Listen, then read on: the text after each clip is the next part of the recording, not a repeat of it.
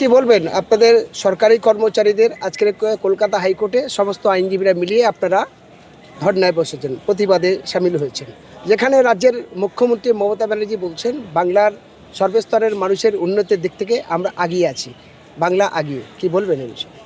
দেখুন, বাংলার মানুষ বা গোটা ভারতবর্ষের কাছে পশ্চিমবাংলার আজকে যে অবস্থান দাঁড়িয়েছে, তাতে কীরকম উন্নয়ন হচ্ছে সেটা তো খুব ভালো করেই বোঝা যাচ্ছে।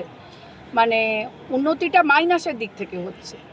ধরুন, কয়লা চুরি, বালি চুরি, শিক্ষা চুরি, গোটা পশ্চিমবঙ্গটাই একদিন বোধহয় চুরি হয়ে যাবে, আর বোধহয় ম্যাপে তার অস্তিত্বই থাকবে না। যেভাবে উনি রাজ্যটাকে চালাচ্ছেন, একটা হিটলারি মানসিকতায় চালাচ্ছেন। আর রইল কথা ডিএটা কিন্তু উনি ক্ষমতায় আসার আগে যখন বিরোধী দলনেত্রী ছিলেন, তখন উনি নিজেই বলেছিলেন যে যে সরকার ডিএ দিতে পারে না তার ক্ষমতায় থাকার দরকার নেই। তখন সিপিএম সরকার ছিল, তখন কিন্তু সেন্ট্রালের থেকে ডিএ ওই 10% 15% একটা ডিফারেন্স থাকতো। আর এখন ডিফারেন্সটা কোথায় গিয়ে দাঁড়িয়েছে সেটা সকলেই জানেন। এবং ওনাকে কিছু বললেই উনি বলছেন ডিএ হচ্ছে দয়ার দান। সরকারি কর্মচারীদের উনি কুকুরের সাথে তুলনা করছেন, ঘেউ ঘেউ করছেন, যত পাচ্ছে তত চাইছে, এরকম ধরনের অনেক মন্তব্য করছেন।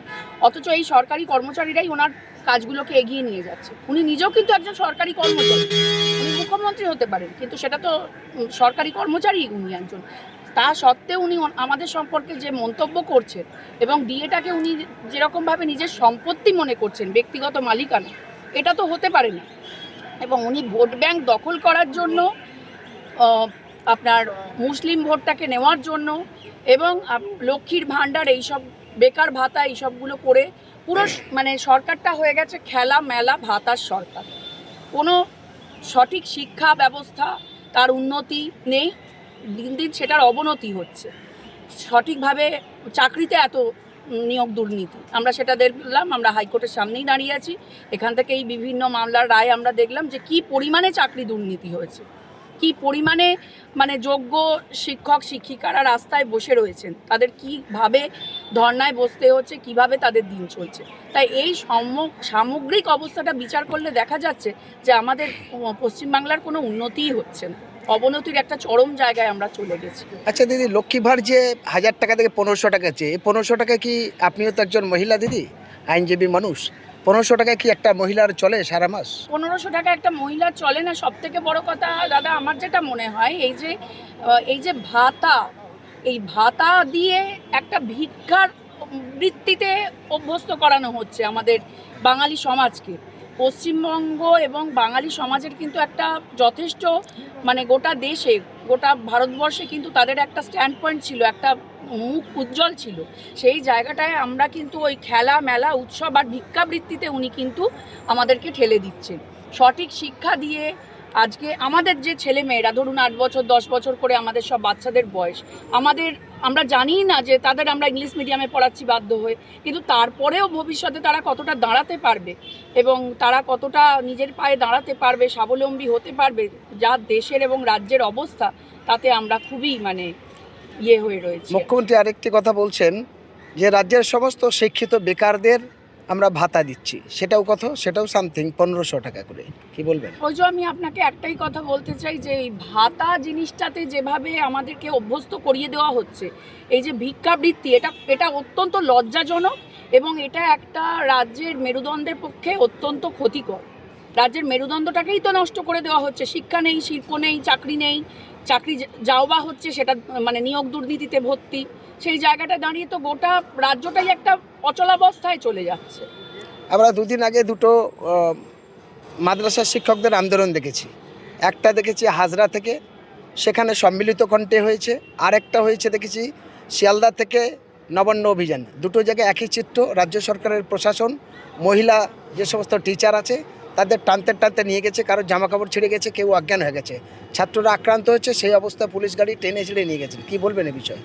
ওই যে বললাম, এই সমগ্র ব্যাপারটাতে যে চিত্র উঠে আসছে, সেখানে হিটলারি মানসিকতা সম্পন্ন, এবং উনি রাজ্যের পুলিশদের একটা গুন্ডায় পরিণত করেছেন। ডিএ মামলাতেই 48 জন যে গ্রেপ্তার হয়েছিল, আমি তাদের মধ্যে একজন।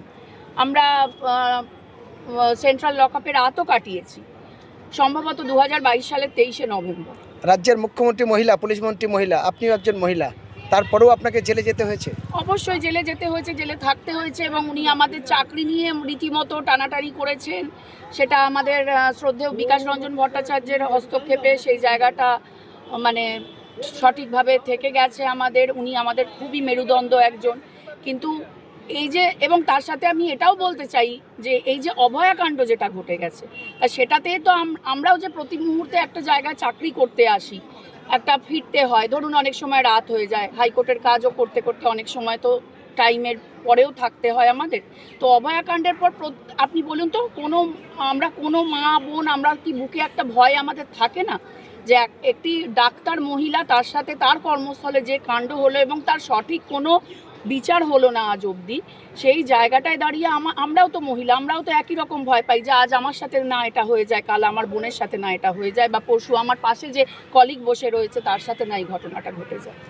একদম। দিদি, আরেকটি কথা, তিনি রাজ্যের মুখ্যমন্ত্রী, তিনি সব রাজ্যের কথা বলেছেন, গোটা রাজ্যের সমস্ত জেলার কথা বলছেন, কিন্তু তারপরেও তার দলের রাজ্য সম্পাদক শওকত মোল্লা বলছে ভাঙড়ে যারা বিরোধী করেছে, যারা আমাদেরকে হারিয়েছে, সেই 3টি অঞ্চলে বাংলা আবাস যোজনা ঘর পাবে না, লক্ষ্মী ভাড় পাবে না, সম্পূর্ণ তাদের বন্ধ করে দেওয়া হবে। কী বলবেন? তাহলে এটা নতুন করে আরেক রকম দ্বিচারিতা মনে হচ্ছে। অবশ্যই দ্বিচারিতা। উনি যেটাই করছেন, উনি বিরোধী দলনেত্রী থাকাকালীন ডিএ না দিতে পারলে সরকারে থাকা উচিত নয় এ কথা বলে এলেন। তারপর যেই উনি ক্ষমতায় আসীন হলেন তখন থেকেই উনি কিন্তু ডিএটাকে বন্ধ করে দিলেন, এবং সেই নিয়ে আজ তো নয়, এই জলঘোলা ডিএ নিয়ে বহুদিন ধরে চলছে। উনি সেটাকে দয়া দাক্ষিণ্যের দান বলছেন। তার মানে ব্যাপারটা তো এটাই দাঁড়াচ্ছে, প্রত্যেকটা ক্ষেত্রেই তো উনি দ্বিচারিতা করছেন। উনি একবার বলছেন আমি উন্নতি করছি, এখানে কি শিল্প কি শিক্ষা হয়েছে আপনি নিজেই আমাকে বলুন। শওকত মোল্লা এবং মমতা ব্যানার্জির এই কথাতে গ্রামের কেউ কেউ বলছে, মহিলারা বলেছেন, এটা কি বাপের টাকা? মমতা ব্যানার্জি কি কালীঘাটে টাকা চাপানোর মেশিন আছে? তার জন্য তাদের বিরুদ্ধে আইনগত ব্যবস্থা নেবে বলছেন। কি বলবেন? ওই যে দেখুন, উনি এখন মনে করছেন গোটা পশ্চিমবঙ্গটাই ওনার সম্পত্তি, আমরা সকলে ওনার সম্পত্তি, এইভাবেই উনি ভাবধারায় চলছেন। ওনার মধ্যে কোনো মানবিকতাই নেই। একজন মহিলা হিসেবে যে মানবিকতা একটু এক্সট্রা থাকা দরকার, এটা ধরে নেওয়া যেতে পারে যে নেচারগতভাবে, একটা স্বভাবগতভাবে, সেটা তো ছেড়েই দিন। ওনার মধ্যে কোনো মানবিকতাই আমরা দেখতে পাই না। পরপর প্রত্যেকটা ঘটনায়, সে আপনার বিধানসভা ঘেরাওতে দিয়ে মামলা নিয়ে আমরা যারা জেল খেটেছি বলুন, বা এই অভয়াকাণ্ডে যে ঘটনা ঘটেছে ধরুন, বা এই প্রত্যেকটা কাণ্ডে আপনি যেগুলো বলছেন, যে কাণ্ডগুলো আমরা প্রত্যেক দিন টিভিতে দেখছি, তাতে মনেই হচ্ছে তো যে আমরা এটা কোথায় বাস করছি, পুরো মাতসার ন্যায় চলছে। আপনার নাম আর পরিচয়? আমার নাম সৌমিতা ঘোষ, আমি ক্যালকাটা হাইকোর্টের অ্যাপেলেট সাইডের upper division assistant. Thank you.